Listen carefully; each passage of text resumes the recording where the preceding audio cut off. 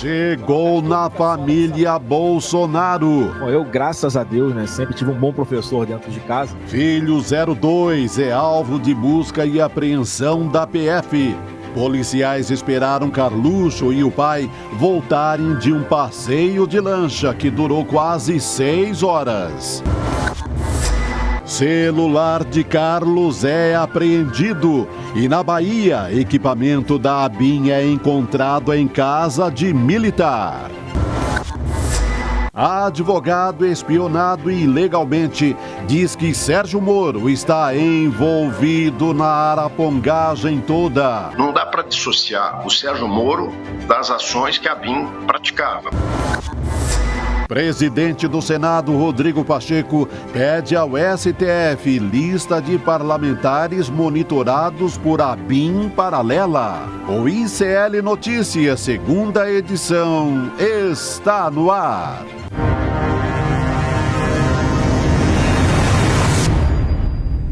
Olá, boa noite, seja muito bem-vindo, seja muito bem-vindo. ICL Notícias, segunda edição, está no ar. Estamos muito ao vivo nos canais do Instituto Conhecimento Liberta e Eduardo Moreira no YouTube, também hoje, nessa segunda-feira, no canal Com Brasil, que é uma rede de televisão pública e comunitária disponível em todas as operadoras de satélite. Já estou aqui a posto junto com Chico Pinheiro. Boa noite, querido. Boa semana, né? Boa noite, boa semana e... para quem precisa, coragem. Muita coragem, que hoje é segunda-feira. Vamos encarar. Coragem, inclusive, nessa segunda-feira, dia 29 de janeiro de 2024, é quem está sendo o alvo da Polícia Federal. A gente vai continuar falando sobre a ABIN paralela, né, Chico? E coragem para quem está investigando isso, né? Coragem para quem entra, né, na zona de risco. Zona de risco que ameaça gente perigosa. Então é bom ter muita coragem, mas não parar. Ir adiante. É isso. Vamos tem nessa? Peixe grande envolvido. Vamos trazer um resumo já do que a gente vai tratar ao longo do programa. Não é resumo, né? É uma reflexão que a gente está fazendo hoje ao longo do dia sobre esse dia que começou quentíssimo, né? Começou quentíssimo. 7 horas da manhã, as informações já começavam a aparecer. Polícia Federal fazendo toque-toque na casa de Carluxo, de Carlos Bolsonaro, depois Polícia Federal na casa de Angra, onde estava Carlos Bolsonaro, Jair, o pai, Flávio Bolsonaro e Eduardo Bolsonaro. Quer dizer, é um negócio assim, uma bomba atômica, né? Resultado daquilo que começou a semana passada, que foi a questão da ABIN, né? ABIN, que demonstra, né? A ABIN é sucessora no governo que se pretende democrático. A ABIN é sucessora do SNI. Quem, como eu, viveu intensamente os dias da ditadura como jornalista, sabia o que era o SNI. O SNI, na ditadura, não era um órgão de Estado. Era um órgão dos militares para perseguir, para chantagear e para ameaçar pessoas. Tanto é, e grampeavam tudo, né? Grampeavam, na época não tinha celular, grampeavam telefone, né? A gente chamava dos arapongas, que ficavam ouvindo, né? Que é uma ave, araponga.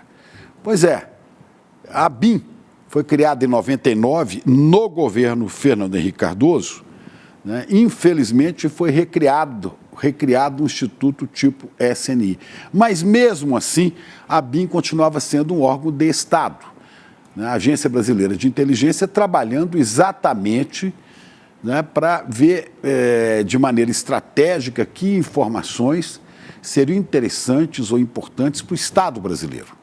Só que Bolsonaro, aquele que adora a ditadura, que não suporta a democracia, que fala de liberdade de expressão, mas quer controlar a liberdade de expressão dos outros, inclusive para perseguir, recriou dentro da ABIN o SNI. E eu não concordo quando se fala de ABIN paralela. Não, ele transformou a Agência Brasileira de Inteligência, transformou isso, né, num órgão privado, particular, para os seus interesses, para perseguir desafetos, para chantagear a gente e botando na sua fila jornalistas, ministros até da Suprema Corte, desafetos políticos, para perseguir, para ameaçar, para fazer chantagem. Olha o que ele disse isso com todas as letras naquela famigerada reunião do dia 22 de abril de 2019, 2020, né? 22 de abril. Vamos ver o que ele disse. Eu não posso ser surpreendido com notícias. Eu tenho a PF que não me dá informações.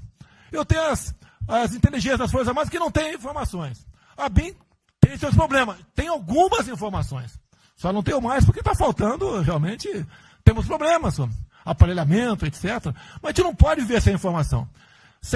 Quem é que nunca ficou atrás da porta ouvindo que seu filho ou sua filha está comentando? Tem que ver, para depois que ela engravida, não adianta falar com ela mais. Tem que ver antes. Depois que o moleque encheu os cornos de droga, não adianta mais falar com ele, já era. E me desculpe, o serviço de informações nosso, todos, são uma vergonha, que eu não sou informado. E não dá para trabalhar assim, fica difícil. Por isso, vou interferir. E ponto final, pô. O meu funciona. O meu particular funciona. O meu particular. Quer dizer, ele queria privatizar, particularizar um serviço que tem que ser do Estado e que atenda aos interesses do Estado. Não é, como ele diz, o pai que fica ouvindo a conversa alheia. Isso é questão particular. Não se trata disso. Mas ele mistura as coisas na cabeça, porque era assim, é o meu exército, as minhas Forças Armadas, a minha presidência, a minha BIM. Não, senhor. O senhor representa o Estado brasileiro como presidente da República. O senhor representa e os órgãos de Estado são de Estado, não são para o seu bel prazer. Não é para o senhor perseguir esse ou aquele. Não é para o senhor ficar ouvindo atrás da porta, nessa linguagem chula que Bolsonaro... o seu filho encheu os cornos de droga. Que isso, presidente, se deu respeito, o senhor não tem respeito coisa nenhuma, o senhor vive falando palavrão, o senhor é desbocado, o senhor é desajeitado, o senhor é mal educado, né? E o senhor é bisbilhoteiro da vida alheia. Então, é esta a grande questão grave, né? É essa visão particular do Estado como coisa sua, como coisa própria. E não só ele, né, e seus arapongas. Tem mais gente a ser investigada. Por exemplo, onde é que anda o general Augusto Heleno? Onde é que anda o corajoso herói do Haiti? Um dia vamos saber o que o senhor andou fazendo no Haiti, general Augusto Heleno. Nós vamos saber, o Brasil precisa saber. Mas aí não é arapongagem, não. É a imagem do Exército Brasileiro que fica exposta em informações que nos chegaram do que aconteceu no Haiti. Nós queremos saber. Agora queremos saber como é que o senhor, né, sabendo, porque a BIM estava subordinada diretamente ao senhor, como é que o senhor, sabendo de tudo isso, agora ele desaparece, não se manifesta, some? Olha, tem que haver um toque-toque na porta desse cara também, desse general Augusto Heleno, né, aquele que falou, o ladrão não vai subir a rampa, né? Então, é isso. É trabalhar, o Brasil precisa trabalhar para superar esse momento terrível, sombrio, que foi o governo de Jair Bolsonaro. Aliás, que só chegou lá com a ajuda de militares que não respeitam o Estado, que não respeitam a pátria, como o senhor, e como o general Vilas Boas, que era comandante do Exército, e que tramou para que o possível candidato Luiz Inácio Lula da Silva fosse preso, como foi preso, e com a ajuda de Sérgio Moro, né, foi tirado da disputa. Era uma questão muito importante para colocar esse energúmeno no poder, porque Bolsonaro é um energúmeno. Está aí, general Vilas Boas, cuja esposa e filha participavam de atos golpistas, frequentando aquele acampamento de pessoas que batem continência para pneu em frente ao quartel-general. Está tudo isso interligado. É desta história, desta lama. É essa a esposa dele, essa esposa do general Vilas Boas, sorridente, no lugar onde apareceram armas, no lugar de onde saiu um cara que foi botar uma bomba para fazer um atentado terrorista no aeroporto, que podia estar matado muita gente, de um lugar de onde saíram os arruaceiros bolsonaristas que foram depredar a Câmara, o Senado, o Supremo Tribunal Federal e o Palácio do Planalto. E agora vão ficar os bolsonaristas dizendo que Bolsonaro é perseguido. Ele e os filhos estão sendo perseguidos. Não estão sendo perseguidos. Vão dizer que isso é perseguição política e que é perseguição do Xandão. se referindo ao ministro Alexandre de Moraes. Não, senhores. Esta ação da Polícia Federal foi pedida pelo Procurador-Geral da República ao Supremo Tribunal Federal, porque é o Supremo Tribunal Federal que tem que autorizar uma investigação que envolva pessoas que hoje têm foro privilegiado, como Flávio Bolsonaro e Eduardo Bolsonaro. O Jair Bolsonaro e o Carlos já não têm foro privilegiado. Um é porque é ex-presidente, o outro é porque é um vereador abelhudo, um vereador que se mete onde não devia estar na Câmara do Rio, que ele não frequentava, né? Não frequentava, ele ficava tramando com o gabinete do ódio, né? Tramando com equipamentos de segurança. Aliás, este equipamento que foi usado para bisbilhotar, como é que chama o... First Mile. First Mile. Esse equipamento foi comprado de Israel no governo do vice-presidente golpista Michel Temer, que tramou também o golpe para derrubar a presidenta Dilma. E é bom que o senhor presidente Michel Temer, ex-presidente, compareça à opinião pública e explique para que o senhor comprou esse equipamento de arapongagem. Qual era o seu intuito? Né? Mas deve estar dizendo agora o seguinte, aquilo que ele disse pro Joesley Batista. É preciso manter isso aí, é preciso manter como está. Não, essas pessoas devem à história, né, a sua resposta. General Augusto Heleno e Michel Temer. Fora, é claro, toda a família Bolsonaro. A gente vai falar muito disso aqui hoje, é tanto assunto desde manhã, né, que a gente fica assim atordoado. Mas ou o Brasil vira essa página e caminha para um desenvolvimento dentro da democracia, ou nós corremos o risco de sermos novamente assaltados por essa corja que quis destruir o país. Este ano é fundamental. O Bolsonaro ontem fez uma live com seus filhos, nós vamos falar disso. O Pedro Barciela, que é especialista em redes digitais, vai nos mostrar qual foi o impacto disso. Parece que flopou, viu? Daqui a pouco ele vai explicar em detalhes.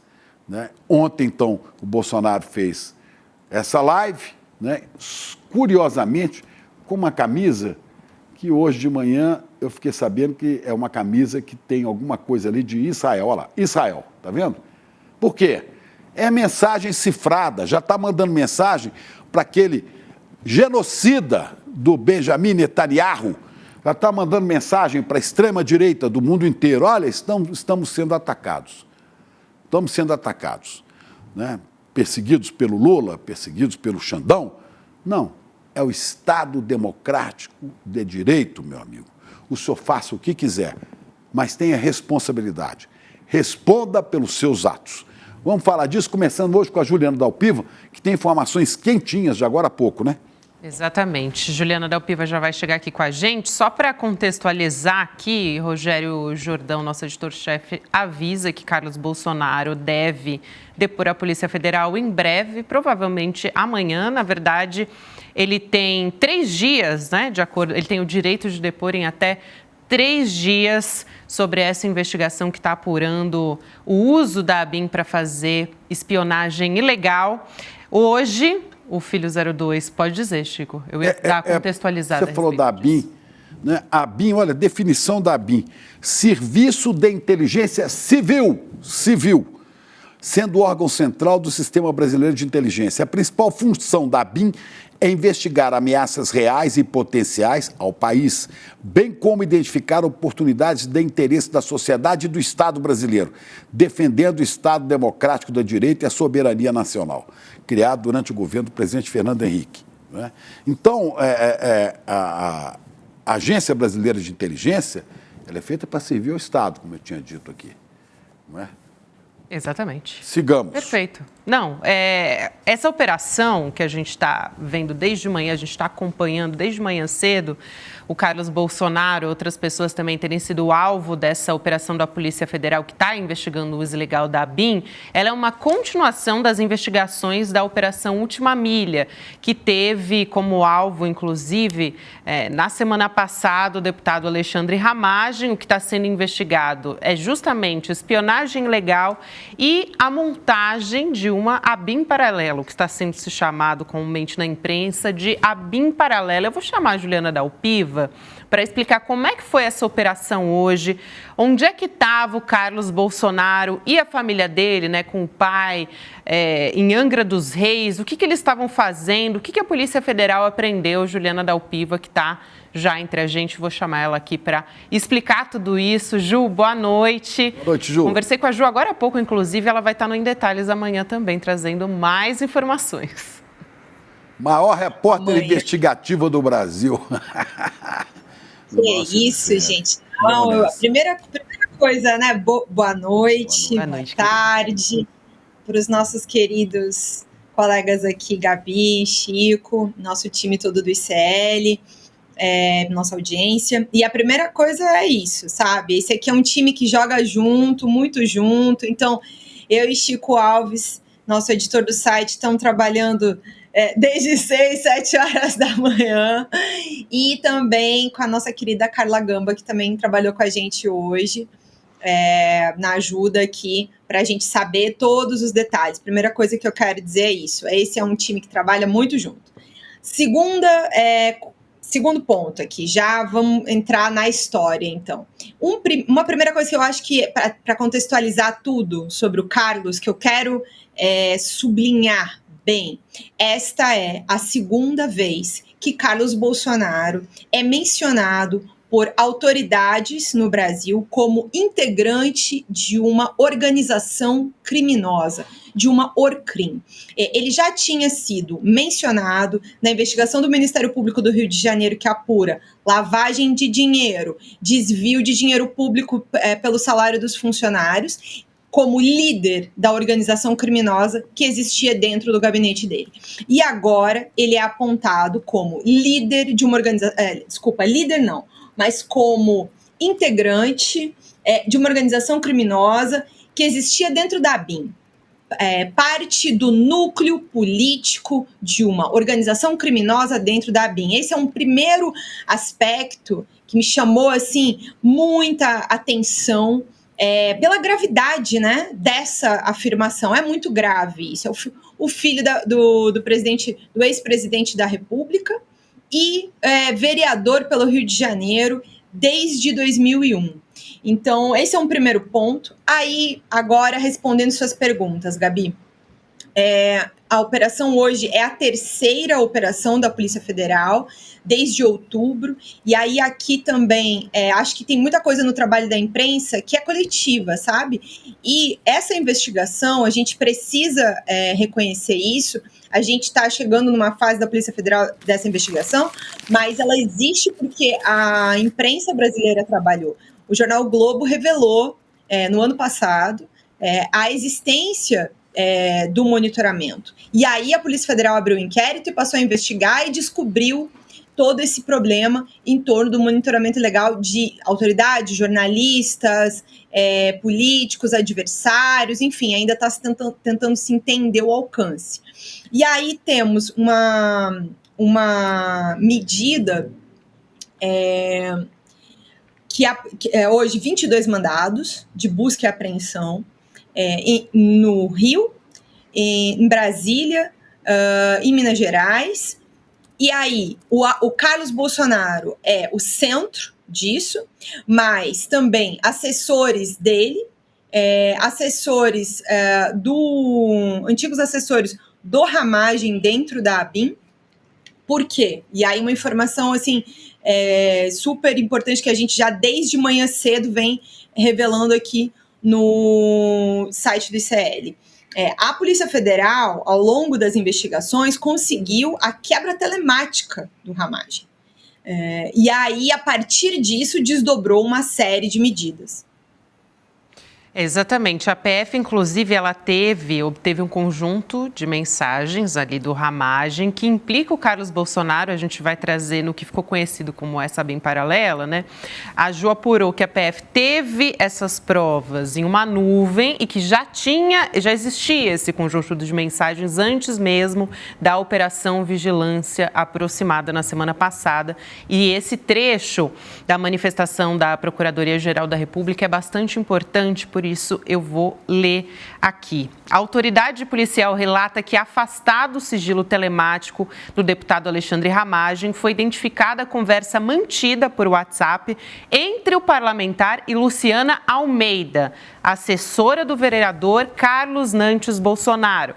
Compreende que a assessora Luciana solicitava do então diretor-geral da ABIN, portanto, Ramagem, ajuda relacionada ao inquérito policial federal em andamento em unidades sensíveis da Polícia Federal. O evento foi tratado como indicativo de que o núcleo político possivelmente se valia do delegado Alexandre Ramagem para obtenção de informações sigilosas e ou ações ainda não totalmente esclarecidas. A conversa que está retratada aqui, né? Esse é um documento e a gente trouxe aqui esse trecho. 2 pontos aí muito interessantes, né? Interessantes não, graves, melhor dizendo. Gravíssimos. Querendo ter acesso a inquéritos da Polícia Federal. E outro ponto aqui que vale a pena a gente ressaltar também, Ju, núcleo político. A quem se refere quando ele diz núcleo, o documento núcleo político? Só mais uma coisa, né? O que tem um vereador e sua assessora do Rio de Janeiro, vereador faltoso, inclusive, né? No sentido da palavra, vagabundo, não tem o que fazer, né? O que ele vai fazer, né? Pedindo à Polícia Federal, pedindo à ABIN que dê informações, ele, através dessa secretária que você vê aí, a Luciana, não é? O que ele tem que se meter na... porque eu sou filho. Então larga tudo e vai ficar debaixo do braço do papai. É um absurdo, é tudo surreal, né, Ju? E tem... Na sequência, além dessa questão, a Luciana, antes de eu falar da sequência, desculpa, gente, é tanta informação. Tranquilo. A Luciana é uma assessora do Carlos desde de 2013, ou seja, já tem 10 anos, pelo menos, que ela trabalha na assessoria do Carlos. Para quem ouvir amanhã o Em Detalhes, a gente conta um pouco sobre ela, mais especificamente, do trabalho dela. Eu, por algumas vezes que precisei de posicionamento do vereador Carlos Bolsonaro, nas investigações que ele responde no Rio de Janeiro, tentei falar com assessores do gabinete. A Luciana foi uma das pessoas com quem eu falei ao longo desse tempo. Então, eu sei que ela é uma pessoa da confiança do Carlos, ela é uma das assessoras mais antigas. E aí, logo em seguida, na manifestação da PGR, depois desse diálogo entre a Luciana e o Ramagem, tem uma outra coisa que é bastante grave. Eu não sei se a gente já vai colocar agora. Eu sei que a gente tem esse print também com relação a esse trecho, em que a PGR informa o ministro Alexandre de Moraes que nas investigações foi identificado que o Ramagem imprimiu informações sobre investigações da Polícia Federal relativas, ainda não é esse, gente, é um outro, mas relativas a inquéritos eleitorais de políticos do Rio de Janeiro em fevereiro de 2020.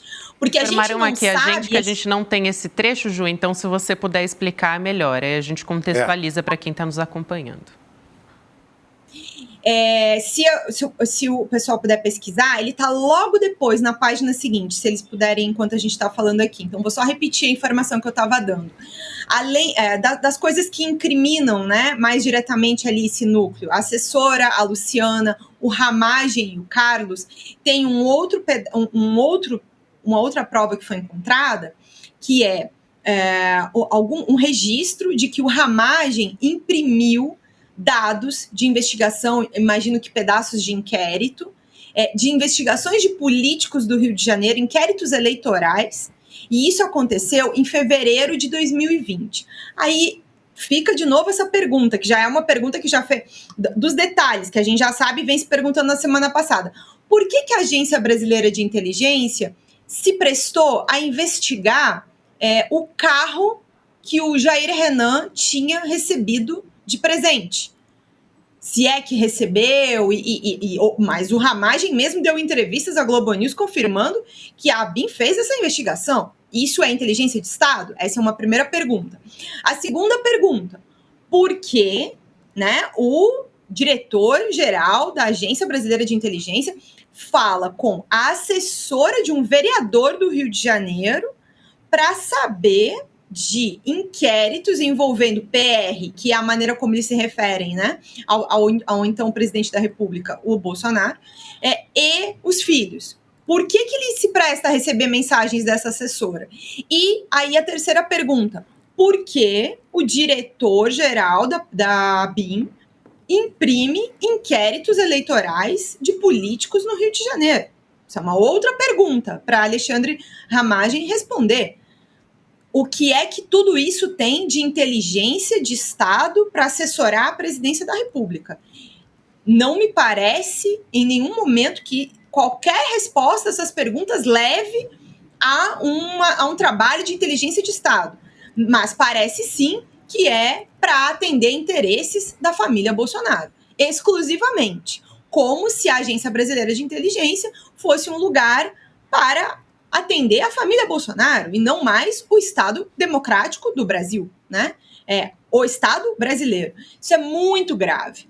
E aí também tem menção, né? Aí que é o outro detalhe, aquele outro print que a gente estava mostrando antes, sobre. E aí a gente começou a falar aqui, eu acho que eu fugi, gente, perdão. Sobre o que foi apreendido hoje durante as buscas, né? Aqui a gente tem um trecho que a gente está citando, o Jean Carlos Gomes Rodrigues. Ele é um militar do Exército, ele não é servidor da ABIN, mas ele foi cedido pelo Exército para a ABIN durante o período em que o Ramagem era diretor-geral da ABIN, durante o governo do Bolsonaro. Ele é casado. Só para a gente contextualizar aqui, como a gente tem o print e muita gente não está assistindo, acaba só ouvindo, a gente costuma ler também, só para as pessoas não se perderem aqui, porque realmente é muita informação que você está trazendo aqui. Foi apreendido esse computador, então, da ABIN na casa de um dos investigados, esse militar que a Juliana citou, Giancarlo Gomes Rodrigues, era ex-assessor do Alexandre Ramagem, a Juliana vai explicar essa história.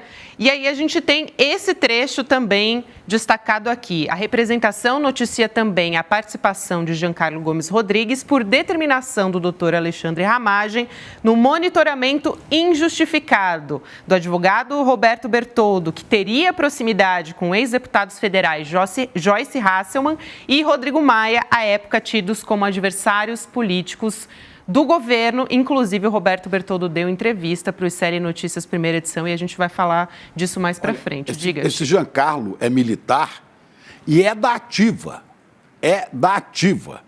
O Exército Brasileiro, atenção, ministro da Defesa, tem que fazer alguma coisa, seu Múcio, vamos trabalhar.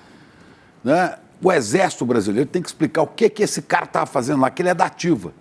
Não é um ex-militar, é um militar da ativa metido nisso aí. E com a mulher dele, que é funcionária da ABIN, com a mulher, foi achado um computador também da ABIN. Acho que na Bahia, né, Ju? Me corrija se eu estiver errado. Essa é uma informação bastante importante, porque aí, veja, esse Giancarlo, ele é investigado por fazer parte dessa estrutura que foi montada, dessa ABIN paralela, né? E aí, como eu mencionei aqui antes, ele não é um servidor da ABIN de carreira. Ele é um militar que foi cedido para atuar dentro da ABIN. E essa é uma coisa que os servidores da ABIN de carreira têm comentado muito, sabe? Em off, porque não podem, né? Mas o problema todo da ABIN gerado por Alexandre Ramagem, que era um delegado da Polícia Federal, antes de ser deputado federal, e uma série de outros policiais federais e delegados federais que ele trouxe para a gestão dele na ABIN, e agora também esse militar, né, do Exército, que também vai para dentro da ABIN trabalhar dentro dessa, segundo as investigações, dentro dessa estrutura montada ilegalmente para monitoramento, vigilância ilegal, né, espionagem, arapongagem. Essa os termos práticos e corretos do que aconteceu. E aí, hoje, durante as buscas, né, a gente está vendo aí agora uma imagem, isso é o que foi encontrado na casa do Giancarlo, 3 computadores, 10 celulares, uma arma. Um destes computadores é da Agência Brasileira de Inteligência. E aí, por que estava lá com ele ainda? Várias questões, né, que estão sendo levantadas. A ABIN, inclusive, ao longo do dia, isso foi noticiado aí por diferentes colegas da imprensa, vai abrir uma investigação para saber, né, porque o Ramagem também já tinha sido encontrado com um computador da agência ainda, e ele já deixou a ABIN ainda em março do ano passado. Então, tem várias questões aí também que demonstram um descontrole muito grande do equipamento de Estado, e aí também levantam essas suspeitas, sabe, Chico? Tem uma outra coisa também que hoje ficou assim no ar, sobre a família Bolsonaro ainda estar recebendo informações aí dessa ABIN paralela de algum jeito que a gente não sabe, todo mundo estava envolvido nisso aí. Ju, hoje, por exemplo, né, a gente sabe que o Bolsonaro, 6 horas da manhã, 5h30, 6, aí há divergências, né? O Fábio Weingarten, que é advogado da família toda e tal, né, disse que foi 6h30 da manhã que ele saiu, mas há relatos que ele saiu de casa às 5h30 para pescar. Ele e os filhos, vamos pescar. Será que ele pesca todo dia cedo, assim, de madrugada? Ou alguém pescou uma informação usando desses equipamentos, né, e passou para a família, olha, cuidado aí que os caras vão chegar, os homens vão chegar, não é? Pode ser que ele esteja recebendo informação até agora, aliás, eu duvido que não esteja, sabe? Duvido que a ABIN, o meu serviço de informações, não tenha levado uma araponguinha, não cantou isso no ouvido dele. Isso se chama, se confirmado for, obstrução de justiça. Sabe o que é que dá? Dá cana, dá prisão preventiva para quem obstruir o trabalho da justiça. É um assunto que daqui a pouco eu quero perguntar ao professor Lênin Streck, que vai falar com a gente do ponto de vista jurídico desta atrapalhada toda. Chico, sobre isso, eu tenho eu acho que, assim, olha, a informação que eu tenho, tá? Sem juízo de valor. O que eu sei é que eles saíram para pescar. E aí, assim, o Bolsonaro tem esse costume de levantar muito cedo. Esse não é o ponto que talvez, pela minha apuração, chame mais atenção para a informação de que alguém avisou eles de alguma coisa. Mas o que aconteceu na Câmara de Vereadores. Na Câmara de Vereadores, um funcionário do gabinete do Carlos estava lá trabalhando às 7 horas da manhã, sendo que a Câmara está em recesso. No Rio de Janeiro, 7 horas da manhã. Numa segunda-feira de férias, às 7 horas da manhã. Isso foi uma coisa que, assim, chamou muita atenção dos servidores aí de carreira da Câmara de Vereadores, porque isso é muito incomum, né? É altamente incomum o fato de que, justo no dia que tinha operação da Polícia Federal, um servidor no gabinete do Carlos, em plenas férias, 7 horas da manhã na segunda-feira. É muito eficiente. Isso foi uma coisa que chamou mais atenção até do que o fato deles terem ido pescar nesse horário. Agora, que eu sei também concretamente, isso também foi noticiado por outros colegas da imprensa, é que sim, a Polícia Federal também está atenta ao fato de que eles saíram cedo hoje e, de algum jeito, ali atrasaram a busca, né? Porque para apreender o celular do Carlos, que foi apreendido com ele, os policiais federais tiveram que ficar esperando eles voltarem de barco. Então, isso tudo tá ali com lupa, né? E muita atenção de quem está investigando o caso. Agora, pode ser que ele tenha escapado antes, né, para não aparecer na foto tendo que receber a Polícia Federal, o toque-toque na casa dele, né? Tá bom, o Bolsonaro gosta de acordar às 5h30 da manhã para ir pescar. Os filhos também, todo mundo vai pescar às 5h30 da manhã. É, no mínimo, esquisito. Como é mais esquisito ainda na cidade de São Sebastião do Rio de Janeiro, alguém, assessor de político, aparecer às 7 horas da manhã no trabalho. Olha, 11 horas da manhã é cedo. Esse pessoal chega no trabalho depois das 11, mas nem pensar. Né? Então, tudo isso tem que ser investigado, porque se esta informação vazou, ela é suficiente para meter essa galera na cadeia, prender, porque estão atrapalhando as investigações. Isso é motivo para prisão preventiva, como dizem os juristas, salvo o melhor juízo. O professor Lênin daqui a pouco explica para a gente. Deixa eu só fazer uma correção aqui bastante importante, que a nossa equipe acabou de me avisar que a gente utilizou uma foto do presidente da CBF, Edinaldo Rodrigues, como sendo um militar, o Giancarlo.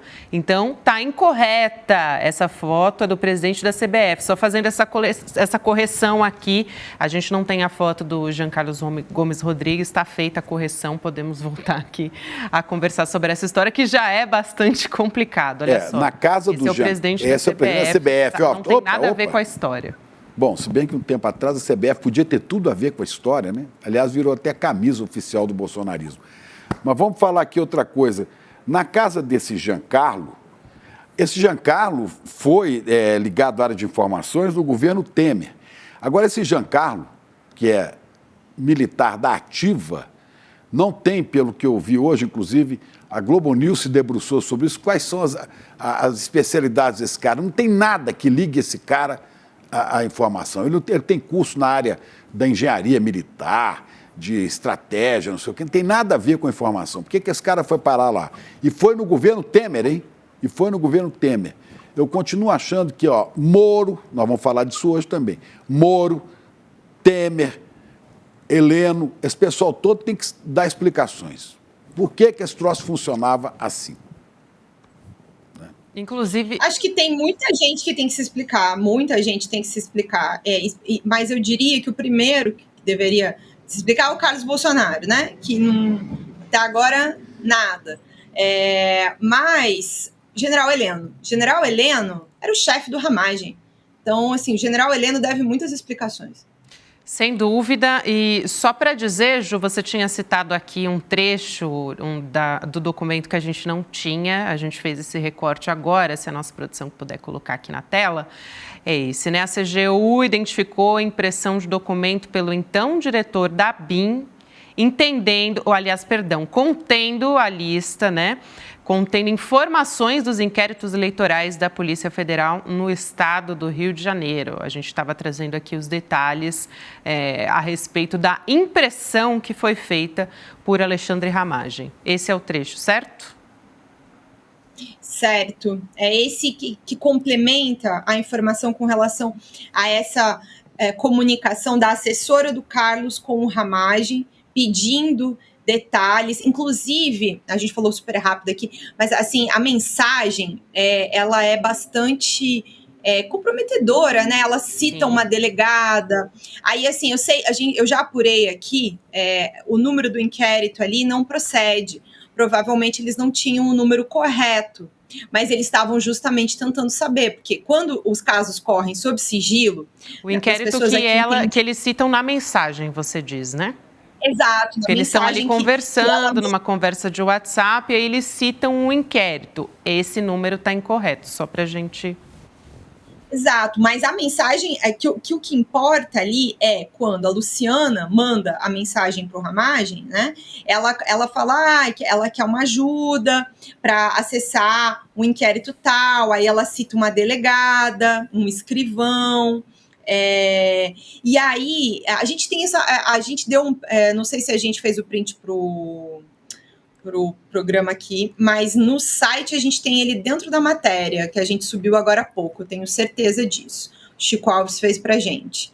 E aí, ela cita ali um número de inquérito que eu já apurei que, assim, o inquérito em si não procedia. Mas essa tentativa de saber, porque para as pessoas entenderem, quando os inquéritos tramitam na Polícia Federal, sigilosamente, a gente fica muito tempo sem conseguir saber da existência deles. Tem todo um cuidado de sigilo, então é muito comum não se saber concretamente o número dos inquéritos. Hoje, por exemplo, até para a gente poder apurar, trazer esses detalhes aqui, levou muito tempo. O ministro Alexandre de Moraes levantou o sigilo dessas decisões, por isso que vocês estão vendo esses prints que a gente está falando, foi levantado o sigilo da investigação. Isso nem é vazamento, tá, gente? Isso aqui porque teve uma decisão para levantar o sigilo, como aconteceu na semana passada.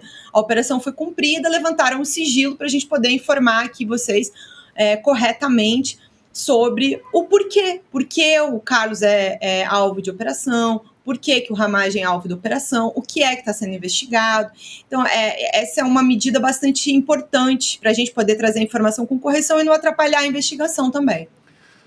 Bom, eu estava dizendo aqui, né, por que, fica na cabeça, por que um subtenente, Giancarlo Gomes Rodrigues, né, estava lotado na ABIN, sem ter especialização para isso, quando ele chegou lá e como ele chegou. Olha aqui, Juliana, ele era o cara que operava a ferramenta First Mile, por determinação do Ramagem.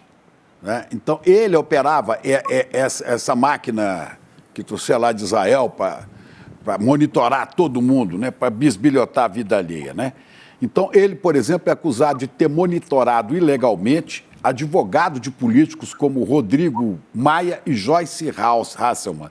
Inclusive, a Joyce vai falar aqui no ICL amanhã, hein? Vai trazer bomba amanhã cedo. Amanhã, a partir das 8 da manhã, Joyce Hasselmann no ICL, primeira edição. A Joyce é um arquivo vivo de histórias do bolsonarismo. A Joyce considerava Bolsonaro seu pai. Depois foi traída, foi jogada fora e ela tem história para contar. Né? Agora, esse Giancarlo Gomes Rodrigues, olha só, ele entrou no GSI em 2017 e foi lotado lá, no Gabinete de Segurança Institucional, pelo general Vilas Boas. Vilas Boas, tá? Ele e a filha tiveram cargos comissionados no governo Bolsonaro. Então tá aqui, portaria, se tiver o print, põe aí, que eu mandei agora para vocês. Portaria número 1103, de 24 de agosto de 2017. Portanto, governo Temer. O comandante do Exército, no uso das atribuições que lhe conferem o artigo 20, inciso 6º, a linha G da estrutura regimental do Comando do Exército, aprovada pelo decreto, não sei o que, aprovado pelo decreto, resolve designar, o comandante do Exército resolve designar, por necessidade de serviço, é o último parágrafo aí, o ex ofício para o Gabinete de Segurança Institucional da Presidência da República, né, o primeiro sargento de engenharia, Giancarlo Gomes Rodrigues, do Estado-Maior do Exército. Assina esta portaria general de Exército Eduardo Dias da Costa Vilas Boas. O Vilas Boas, portanto, em 2017, lembrando que o Vilas Boas era o comandante do Exército, golpista, né, que postou um tweet no dia em que o então candidato, ou possível candidato, Luiz Inácio Lula da Silva, ia ter um habeas corpus julgado pelo Supremo. Então ele, general Vilas Boas, golpista, mandou um aviso pelo tweet, que foi reproduzido no Jornal Nacional, que era importantíssimo, o comandante do Exército se manifestando, né, alertando para o risco que seria conceder um habeas corpus. E acabou que Lula foi preso, né, logo depois. Este mesmo cara, esse general Vilas Boas, nomeia, dia 24 de agosto de 2017, em pleno governo Temer, esse primeiro sargento de engenharia e tal, Giancarlo Gomes Rodrigues, né, para o Gabinete de Segurança Institucional. Ele que depois ia operar esse equipamento de arapongagem que eles trouxeram de Israel. Está vendo como é que tudo se conecta? General Vilas Boas, eu sei que o senhor está adoentado, a gente respeita, o senhor tem problemas de movimentação, de fala, mas de alguma maneira o senhor precisava agora fazer um tweet, como o senhor gosta, né, e explicar isso para a gente. O senhor, general Vilas Boas, e o ex-presidente Temer, que foi acusado aqui pelo Tony Garcia de ter conspirado com Aécio Neves para derrubar a presidenta Dilma. Quer dizer, tudo isso está numa articulação só. É preciso que a gente entenda a história para que ela não se repita. Viu, Ju? Desculpa que eu achei essa portaria aqui e quis falar dela. Não, claro, eu acho que a gente precisa que todo mundo que de algum jeito esteve envolvido apresente explicações, sabe? Sobre os detalhes disso, né? Ou seja, essa pergunta que você está fazendo, ela é importante, sobre a questão de por que uma pessoa que não tem especialidade em área de informações, formação nessa área, vai trabalhar primeiro dentro do GSI, depois na ABIN? Esse é um ponto, sabe? Um ponto que, uma outra pergunta para Alexandre Ramagem responder. Uma apuração que eu fiz na semana passada com servidores da ABIN sobre como é que se dava esse mecanismo, porque uma coisa que me repetem assim, o tempo todo o First Mile era só uma das ferramentas usadas para o monitoramento. Ou seja, por ali você pegava o telefone para saber por onde a pessoa andava. Mas eram produzidos dossiês também. Tanto é que, por exemplo, no caso da promotora Simone Sibilio, que liderou a investigação do caso Marielle Franco entre 2018 e 2021, ela também investigava milícias de um modo geral, e o que a gente sabe concretamente pelo que está na medida cautelar é que eles, em determinado momento ali dentro da ABIN, imprimiram o currículo da Simone. A gente não sabe se o telefone dela é um dos 30 mil que está dentro do monitoramento do First Mile, ou seja, estou trazendo isso aqui para dizer o seguinte: esse monitoramento ilegal era via First Mile, mas era via outras ferramentas dentro da agência de inteligência e de outras maneiras também. Então, de algum jeito está servindo ali aos interesses escusos da família Bolsonaro de um jeito ou de outro. Ou seja, monitorando pelo First Mile, seja monitorando por outras pessoas. E aí, o que os servidores falam? Além de dizer que o First Mile é só a ponta do iceberg, eles também falam que como é que se dava? Uma resposta do Ramagem seguida na semana passada era que não, ele nunca teve as senhas, nem ele, nem os policiais federais que trabalhavam com ele tinham as senhas dos sistemas da ABIN. Isso, segundo os servidores da ABIN com quem eu conversei, é verdade. Aí, como é que acontecia? Eles determinavam que servidores da ABIN fizessem as consultas para eles. Ou seja, vinha a demanda, vamos pesquisar telefone e tal. Ia lá até o servidor da ABIN, que ele sim tinha acesso, e aí o registro vai ser de pesquisa via esse assessor da ABIN.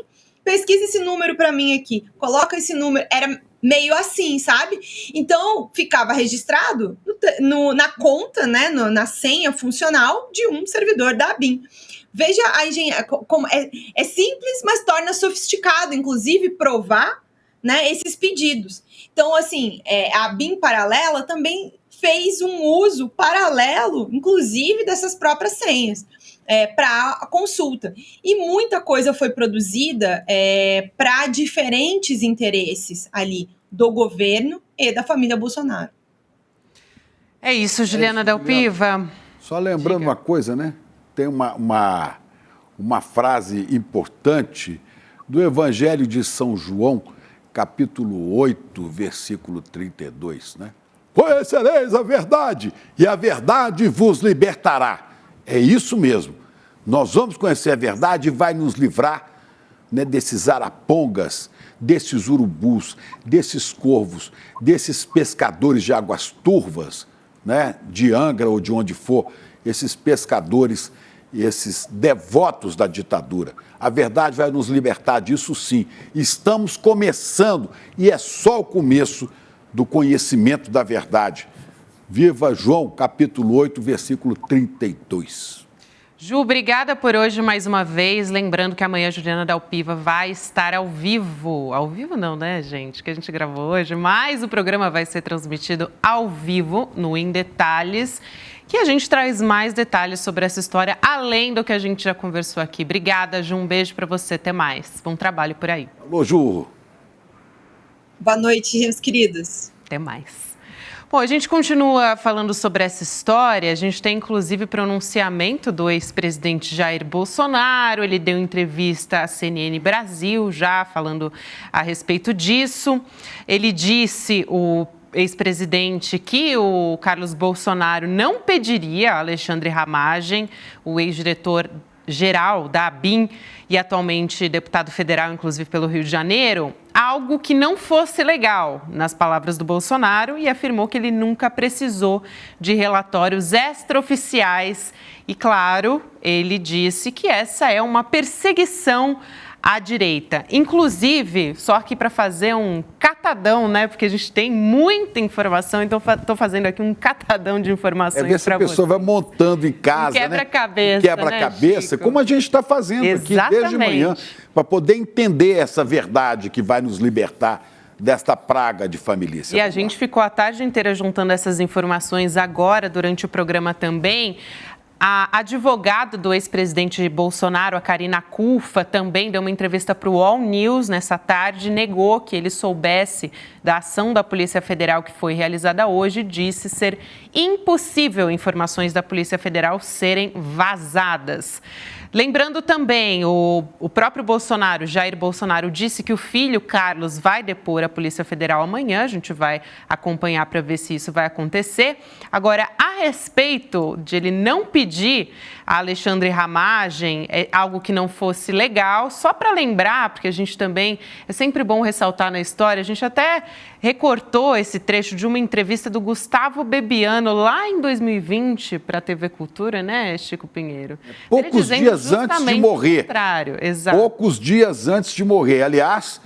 11 dias para ser exato. Aliás, a morte de Bebiano deveria ser mais investigada. Agora, muitos e muitos anos depois, a gente descobre, né, que Pablo Neruda, o grande poeta dos maiores, prêmio Nobel chileno, Pablo Neruda, que diziam ter morrido de câncer, não foi nada, ele foi envenenado, né, pela polícia secreta de Pinochet.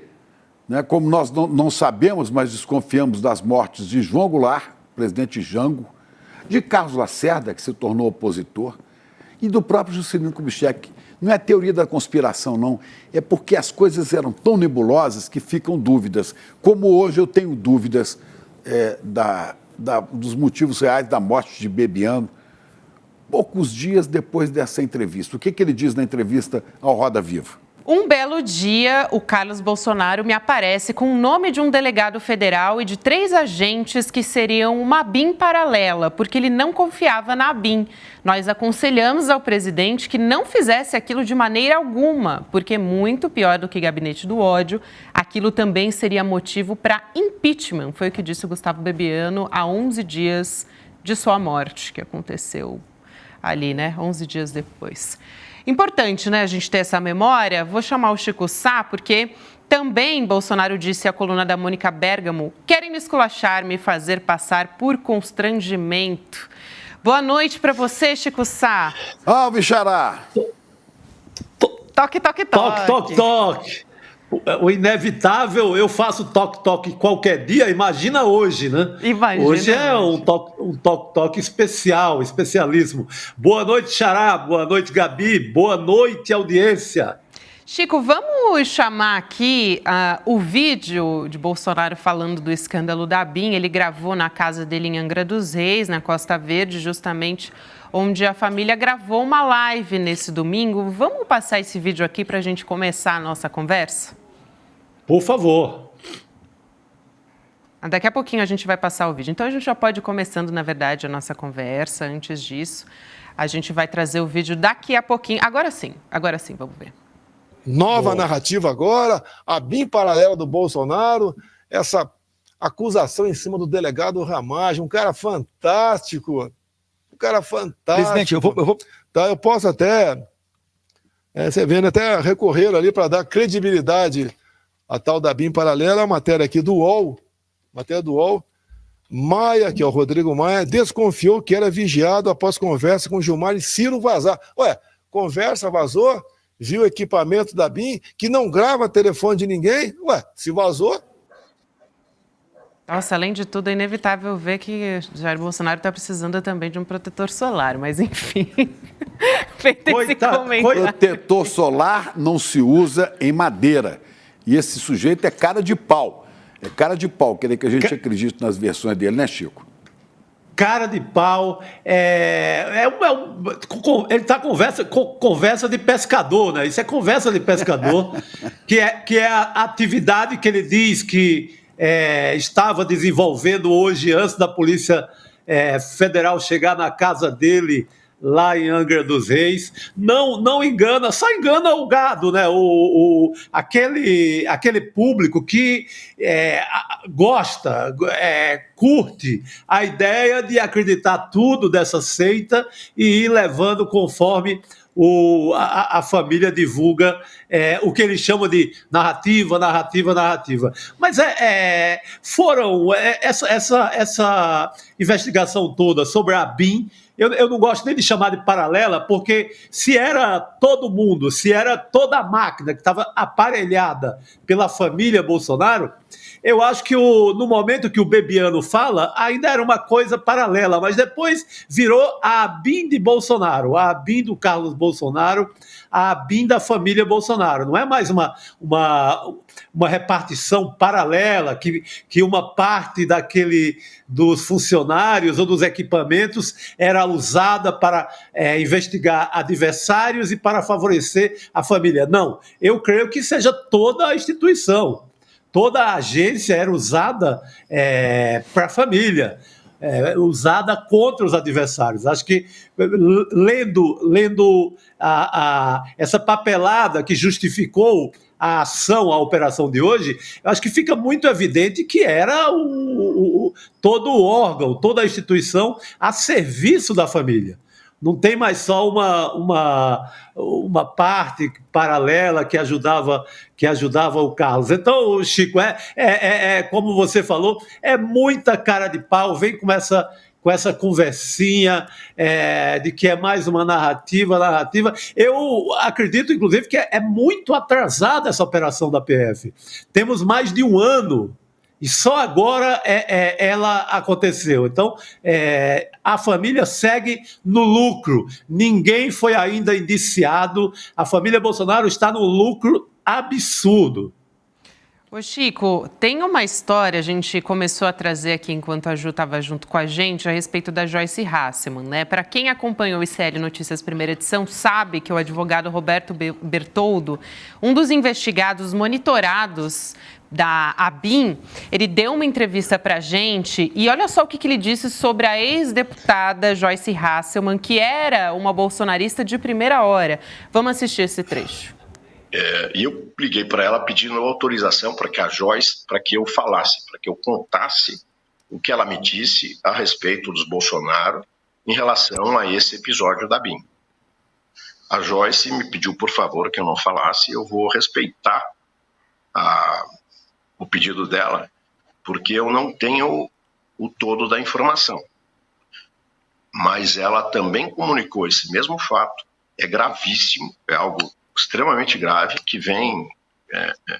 hoje a gente foi surpreendido com a Polícia Federal na casa do Carlos Bolsonaro, mas que coloca o Carlos Bolsonaro numa situação assim extremamente delicada.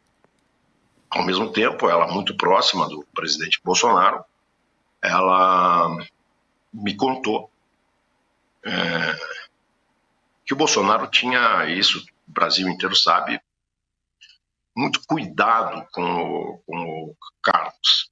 O Carlos era o filho predileto por razões de fragilidade que ele tinha, fragilidade, me parece, de saúde, que eu acho que não vem ao caso comentar, mas que tudo ele fazia no afã de proteger o Carlos de algum tipo de responsabilização de algo que ele teria feito. Atenção, a gente foi atrás da Joyce Hasselmann, ela confirmou uma entrevista para amanhã no ICL Notícias primeira edição, como ressaltou aqui o Chico Pinheiro, a partir das 8 horas da manhã, e também ela postou um vídeo nas redes sociais hoje, vamos ver.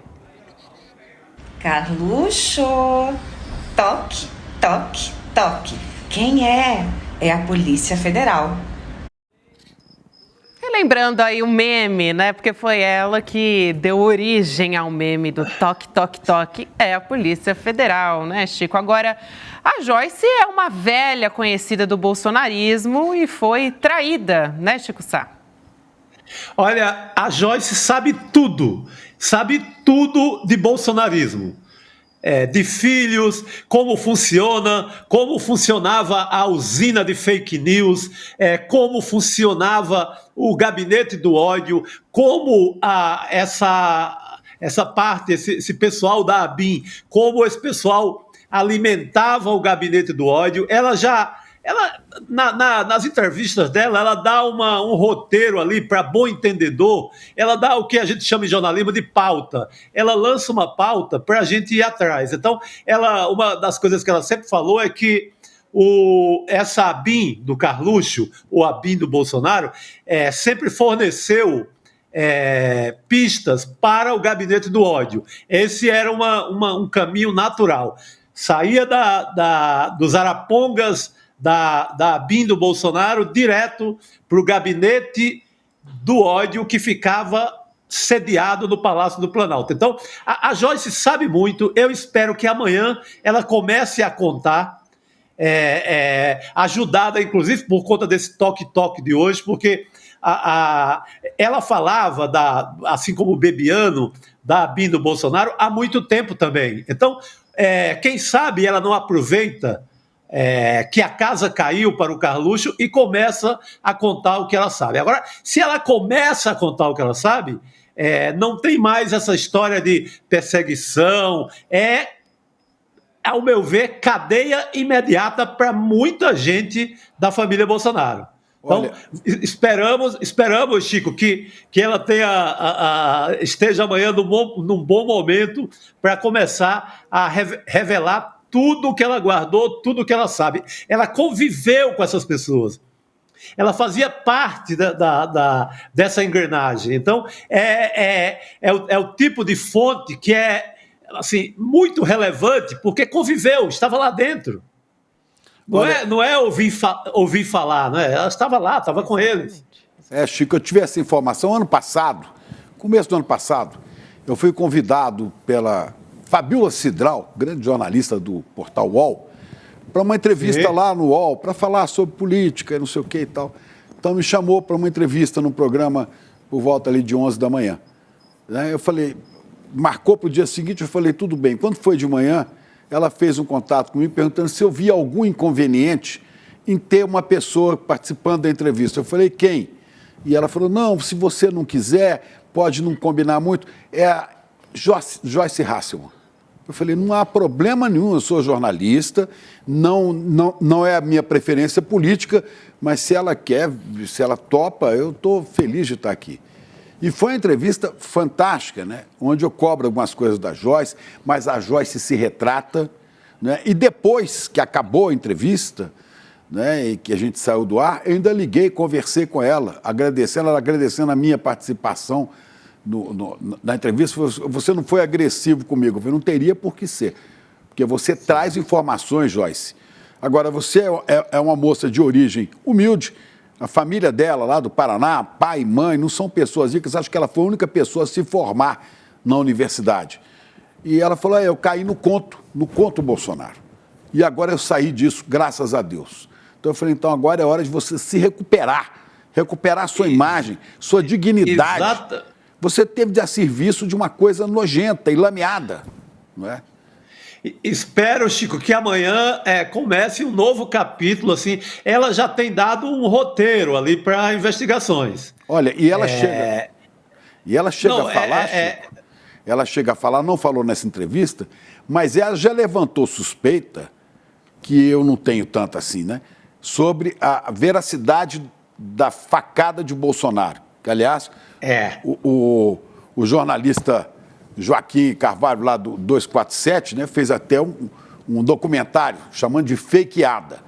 Até isso Sim. A Joyce já levantou, e eu vi ela falando disso, né, dizendo que Bolsonaro disse algumas coisas meio sem sentido, né, um dia antes, ou alguns poucos dias antes, dia Juiz de Fora. Onde estava Ramagem?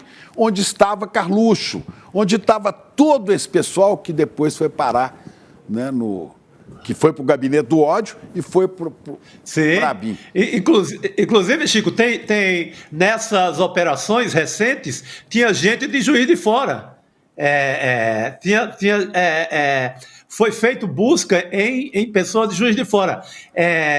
Você falou do trabalho do Joaquim, que foi um trabalho muito importante, e a Joyce é outra pauta dela. Ela coloca sob suspeita a existência da facada. Não sou eu que estou dizendo, não é você, não é o ICL Notícia, mas a Joyce, uma pessoa de dentro, que já foi de dentro do bolsonarismo, ela questiona isso. Tomara que ela amanhã chegue com ali com um pacote completo de esclarecimentos, de novas revelações. Se eu fosse você, não perderia ICL Notícias, primeira edição amanhã, mas de jeito nenhum. Não vamos perder, né, Chico? Vamos Inclusive, todos nós estaremos ligados. E aí, o Eduardo Moreira e o Rodrigo Viana, que perguntem a Joyce sobre a questão do Juiz de Fora, que, aliás, não está explicada até hoje, não só essa questão da... A faqueada tá bom, não, muita gente teria que estar envolvido numa coisa falsa ali. Bom, vamos dizer, mas houve ali depois um tiroteio com mortes de polícia de São Paulo, com polícia de Minas e com malha de dinheiro que até hoje não foi explicado, que permanece sob suspeição. Fiquem de olho nessa história de Joyce amanhã, falando de ABIN, de Carluxo e tudo mais. Vamos ficar de olho, Chico Sá. Um beijo para você, querido. Amanhã você está firme e forte junto com a gente. E a gente te aguarda. Quem sabe com mais um toque. Espero que não joguem mais provas ao mar. Que amanhã seja um dia mais tranquilo. É isso aí. E lembrando, amanhã, ICL Notícias, primeira edição, com Vivian Mesquita, Eduardo Moreira, Rodrigo Viana e William De Luca, a partir das 8 horas. Só para deixar bem claro, né? Eu não lancei suspeita, para ficar bem claro, tem gente aqui falando no chat, eu não lancei suspeita sobre a veracidade da facada em Bolsonaro. Eu disse que existem outras versões, não é? Para aquilo ser falso, você tem que envolver muita gente. Pessoal da área hospitalar, enfim, tem um monte de gente no meio dessa história. Mas que ela é uma história estranha, é estranha. E como é que a Joyce levantou essa história antes, não é? Isso aí, estamos ansiosos, Chico Pinheiro, mas sabe quem que está também batendo aqui na nossa porta? Pedro Baciela. Faz tempo que o Pedro Baciela não aparece aqui para conversar com a gente, né, querido? Boa noite, prazer falar contigo. Boa noite, Gabi. Boa noite, Chico, todo mundo que está acompanhando. Sempre um prazer falar com vocês. Olha só, Pedro, a gente estava falando agora há pouco da live que o Clã Bolsonaro, que os bolsonaros fizeram nesse domingo, uma live todos juntos, reunidos na casa de Angra dos Reis. Era para bombar, mas parece que essa história deu uma naufragada nas redes sociais. Você que é especialista, flopou, né? Sabe tudo de redes digitais. Flopou mesmo, Flopou, Baciela? Pois é, gente, teve... O que é interessante, né, nesse episódio eles moveram uma certa mobilização de equipamentos, de equipe, todos os bolsonaros quase estavam lá naquela casa para gravar essa live. Era, portanto, um momento que eles não só almejavam alcançar um número de visualizações ali em tempo real, mas também eles esperavam, pelo horário onde essa live foi feita, no final do domingo, pautar a imprensa, pautar o noticiário político no dia seguinte. Eu começo o meu dia com um relatório por volta das 4h30 da manhã. Quando eu comecei a fazer nesse horário, o que a gente observava entre as principais publicações vindas do bolsonarismo era um volume muito maior de publicações, de recortes. Estava tudo preparado dentro do bolsonarismo para que, quando a imprensa começasse a rodar nessa segunda-feira, o que fosse debate, o que fosse pauta, seria ali o bolsonarismo, na palavra de Bolsonaro, Carlos, Jair, Eduardo e Flávio, estavam falando sobre a política nacional nos últimos dias. Então eles tinham recorte, eles tinham cards, eles tinham tweets de influenciadores bolsonaristas, estava tudo pronto para que a disputa da narrativa fosse feita nesse modelo que o bolsonarismo tinha ensaiado. Quando a gente compara com o que foram as menções ao caso ABIN e Carlos Bolsonaro ao longo da última semana, a gente vai ver, trouxemos um gráfico mostrando o volume de menções a esses dois temas lá no Twitter, agora o X, né? A gente vai ver que viemos de uma semana extremamente negativa para o bolsonarismo. O volume de menções à ABIN paralela era muito maior do que menções, por exemplo, a temas positivos que pudessem vir do bolsonarismo. Eles estavam nas cordas, eles estavam ali atuando de maneira reativa, e foi justamente no dia de ontem, com aquela noite da super live que eles programavam, que eles conseguiram superar esse tema. Naquele momento, eles conseguiram fazer a live de Jair Bolsonaro ser mais falada do que a questão da ABIN paralela pela primeira vez ao longo de toda a última semana. O que o bolsonarismo não esperava era justamente esse escândalo, essas novas revelações, e que a imprensa não desse a mínima bola para aquela live. Foi um movimento muito interessante, Gabi, porque a live, na verdade, ela acabou servindo quase como uma contraprova da operação da Polícia Federal e do que foi feito nessa operação no dia de hoje. Então foi mais um elemento para mostrar as limitações do bolsonarismo nas redes sociais, o quanto o bolsonarismo hoje ele não sabe se posicionar como oposição, utilizando as redes sociais, e o impacto que isso vai ter aí ao longo dos próximos anos. Mas fato é que nesse momento o bolsonarismo está extremamente nas cordas, e nem juntando todo o clã Bolsonaro em uma única casa para fazer uma live, eles conseguem pautar a imprensa ou o debate político no Brasil. Isso aí, Pedro Barciela, interessantíssimo. A gente vai continuar de olho em como que as redes sociais bolsonaristas vão continuar se comportando. Um beijo para você, até a próxima. Até a próxima, Gabi. E a mais, Barcelo, olha, só uma informação que eu acabo de levantar aqui. Ontem, no auge da super live da familícia eu disse, porque são amigos de milicianos, no auge, né, eles tiveram 400 mil pessoas ligadas na live. 400 mil, muita gente, né? Muita gente. Olha, só no Twitter, ou no Twitter, como eu chamo, que agora é X, né? Só no Twitter, Bolsonaro tem 12 milhões de seguidores. Carluxo, Carlos Bolsonaro, 3 milhões e 600. Flávio, 3 milhões e 900. E Eduardo Bolsonaro, 2 milhões e 700. Quer dizer, qualquer um deles, Bolsonaro sozinho tinha 12 milhões. O mais fraco deles é o Eduardo Bolsonaro, que tem 2 milhões e 700. É inadmissível. Aí que eu digo, flopou feio. Flopou feio. Vocês não têm mais ninguém para vocês falarem de verdade. Aliás, tem. Falem para a Polícia Federal. A gente está querendo saber. Vamos lá? Queremos saber. Vamos seguir. Vamos chamar o Lênio Streck, o jurista Lênio Streck, que já esteve comigo aqui na sexta-feira, inclusive, para repercutir essa história. E os desdobramentos não param por aqui. Lênio, boa noite para você. Olha só, eu vou muito direto ao ponto. A gente estava conversando agora com a Juliana Dalpiva e pelo que diz o documento da PGR, ela trouxe essa informação aqui, a assessora do Carlos Bolsonaro chega a falar diretamente com Alexandre Ramagem para ter acesso a inquéritos da Polícia Federal. Quero te ouvir, Lênio, sobre a gravidade disso e qual é o crime que a gente está conversando aqui. Boa noite para você mais uma vez. Boa noite, professor. Oi, boa noite. Boa noite. Não, existe primeiro há uma conspiração, né, que envolve um aparelho de Estado, um aparato do Estado, que é a ABIN, que eu tenho cuidado aí de não chamar de ABIN paralela, porque era a própria ABIN, né? Digamos, se existiu uma ABIN paralela, foi alguns agentes da atual ABIN do governo Lula que fariam e forneciam informações para a turma anterior. Essa pode ser paralela. A anterior era a ABIN oficial. E aí não importa se todos estavam ou não comprometidos, mas a sua cúpula e alguns funcionários seguramente estavam. Ramagem, né? Por exemplo, as coisas mínimas tem aí no meio, foram encontrados computadores na casa do Ramagem, né? Bom, isso a gente chama, isso é crime de peculato, né?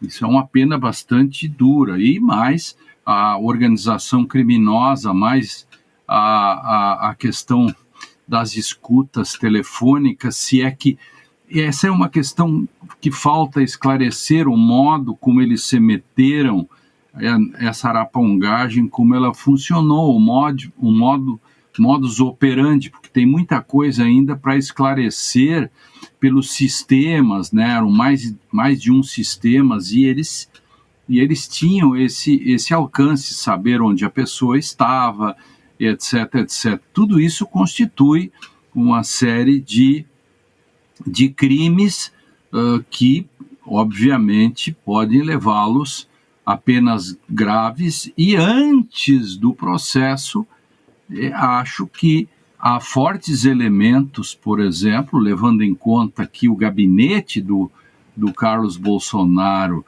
com funcionários, etc., estava diretamente em contato e havia uma extensão da própria ABIN no colo de Carlos Bolsonaro, e pelo perigo que representa, por exemplo, a influência de Carlos Bolsonaro na destruição de outras provas.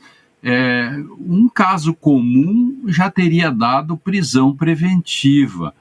Um caso como esse, claro, porque são pessoas mais importantes, etc., são questões mais delicadas, porém, se examinar esse caso com os olhos da cotidianidade das práticas jurídicas, por muito menos as pessoas são presas hoje por prisão preventiva, e Carlos Bolsonaro bem poderia, estou falando apenas dele, o caso Ramage, por exemplo, que é gravíssimo, porque se não fosse por nada, ele não devolveu celulares, levou computadores, segundo consta, padrão tudo de isso. celular, não é? Imagina o delegado da Polícia Federal, Ramagem, se encontrasse alguém que se apropriou de um computador e de celular. Ele, como delegado, mandaria prender na mesma hora. Eu só queria fazer uma pergunta. Chico, eu queria fazer uma pergunta. Bom, se ele estava de posse desse computador e se obtinha através dele informações da arapongagem agora, tá bom, é deputado federal, né? Quem pode decidir sobre uma eventual prisão dele, né, teria que ser alguém do Supremo, porque ele tem foro privilegiado. Agora, por tudo que a gente vê aqui, né, nos leva a uma suspeita fortíssima de que esse pessoal continuava, pelo menos até agora mesmo, se é que não continua, né, recebendo informações, podem ter destruído, estar destruindo provas, podem estar obstruindo a ação da justiça. Isso, eu ia perguntar para o senhor, falei lá no começo, professor, salvo o melhor juízo, como vocês gostam de falar, né? Isso é para meter na cadeia, sem pedir licença ao Supremo, Jair e Carluxo, porque os dois não têm foro privilegiado, não é? E o Flávio e o Eduardo, aí sim, com autorização do Supremo, ou todos seriam pelo Supremo, porque o caso fica federalizado. Mas, de qualquer maneira, tem que se investigar se esse pessoal está obstruindo a ação da justiça ou não. Cabe a preventiva ou não cabe a preventiva? Não, exatamente por isso que caberia, porque, veja, primeiro o foro todo é do Supremo, porque os mandados que estão sendo cumpridos são por ordem do ministro Alexandre, que é o que comanda aquele famoso processo das fake news, e tudo isso está pendurado, né? Agora, hoje, está pendurado 8 de janeiro, fake news, tudo isso está dentro de uma mesma perspectiva e arrasta todo mundo para esse foro do Supremo Tribunal. Veja, por exemplo, que quando... Esse ponto me parece muito importante, que segundo as apurações, mesmo dentro da atual... Hoje eu vi uma notícia de que o Ramage teria tido um encontro secreto com o atual diretor da ABIN. Como isso? O suspeito, que é o Ramage, dessa arapongagem toda, se encontra com o chefe atual da ABIN. Outra coisa, consta que alguns funcionários da ABIN, não sei se a cúpula, teria, segundo a Polícia Federal, obstruído ou obstaculizado ou dificultado a ação da investigação desse escândalo todo, o que faz com que se possa dizer que a ABIN oficial do governo Bolsonaro continuou com seus tentáculos dentro da ABIN do governo Lula, e ali dentro construiu um nicho de resistência, continuando, né, com aquilo que fazia, o que faz com que a atividade criminosa não tenha parado. A atividade criminosa se estende de um governo para dentro do outro, e as possibilidades de destruição de provas, por exemplo, como não se encontra, quantas provas nesse meio tempo já foram eliminadas. quantos computadores foram triturados no meio disso tudo. Jogado no mar. Ou jogados no mar. Exato. Agora, essas questões todas, tratadas pelo sistema de justiça, são questões muito delicadas, porque o sistema de justiça faz uma grande aposta, né, Chico? Porque na medida em que ele vai para dentro de um bunker da família Bolsonaro, em que eles acabaram de fazer a sua live, né? E isso é uma fatura alta, né? Na medida em que agora você precisa efetivamente ou mostrar as provas que foram coletadas, ou pelo menos você procurar as provas que foram destruídas, ou processar por destruição de provas, que é outra questão, né? E fazer com que essas coisas apareçam, ver se alguém no meio desse... Por que não propõe delações para alguns agentes da ABIN, por exemplo?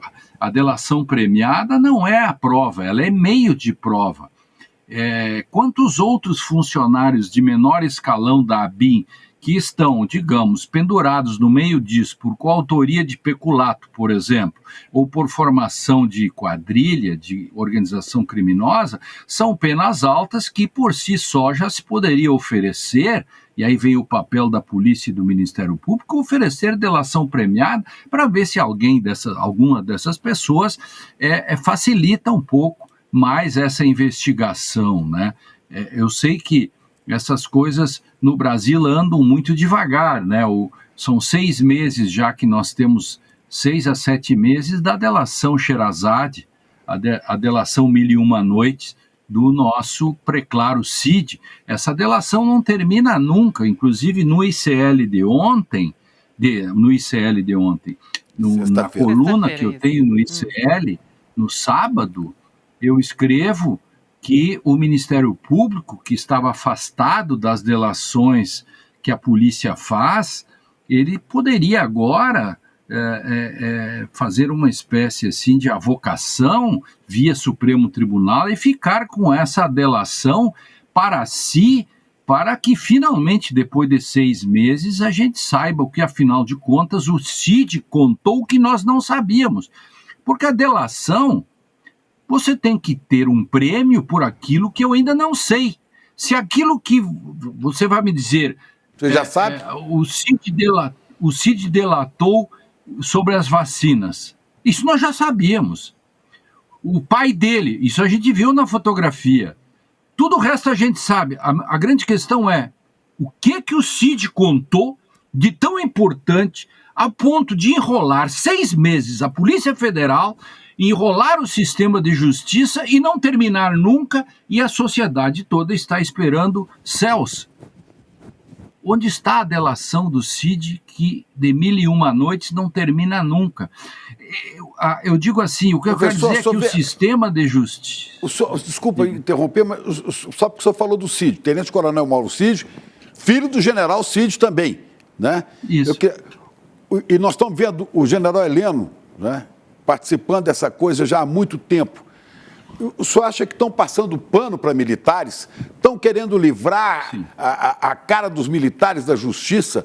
A justiça não vai ter manos longas suficiente para chegar nos militares que tramaram esse golpe, que tramam golpe desde o primeiro golpe que foi a proclamação da República. Eu não tenho dúvida disso, por exemplo, são elementos objetivos, não são conjecturas, são fatos.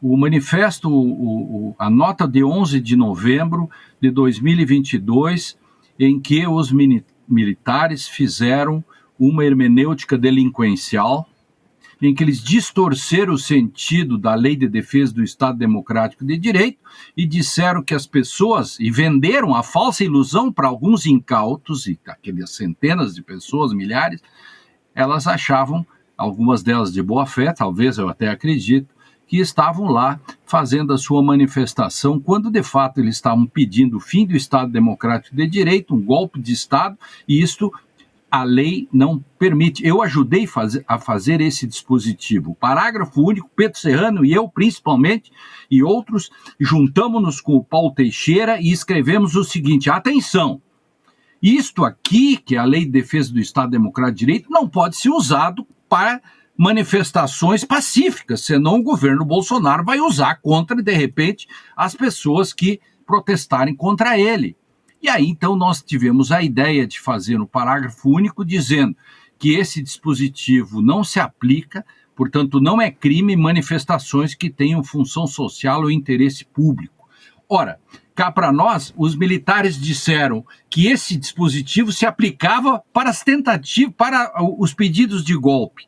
Logo, eles vitaminaram o golpe, fizeram com que as pessoas acreditassem que elas estavam de fato. Aliás, se eu fosse advogado deles, desses golpistas pé de chinelo, eu diria todo o tempo que foram os militares que disseram para eles que eles estavam na boa, que eles estavam exercendo o seu exercício. É a nota do dia 11 de novembro e os 3 militares até hoje não foram indiciados, não foram chamados, não depuseram a respeito do assunto, e nós temos tudo isso.